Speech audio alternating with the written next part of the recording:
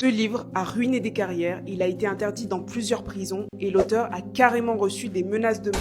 Lui, c'est pas un auteur classique, il s'appelle Robert Greene et avant d'écrire son livre, c'était un gars totalement normal. Il vivait dans l'ombre d'Hollywood, il observait les requins, les hypocrites et les manipulateurs et un jour, il a compris un truc, le monde n'est pas gouverné par les gentils, il est gouverné par ceux qui savent manipuler sans se faire attraper. Alors il a écrit le manuel que tout le monde utilise mais que personne n'ose avouer, les 48 lois du pouvoir. Voici 3 lois que certaines personnes ne veulent pas que tu comprennes. Je cite, loi numéro 1, ne surpasse jamais le maître, montre-toi trop brillant et tu seras détruit. Loi numéro 3, cache tes intentions, le pouvoir ne s'affiche pas, il se cache derrière un sourire. Loi numéro 15, écrase totalement ton ennemi, pas de pardon, pas de répit, sinon il reviendra. Je pense que vous l'aurez compris, mais ce livre est tellement puissant qu'il est interdit dans les prisons, ce qui donne du pouvoir à ceux qui n'en ont pas. Robert Greene s'est fait critiquer de partout, de manipulateurs, de dangereux, de immoral, mais les rappeurs, les entrepreneurs et les stratèges, eux, ils l'ont compris.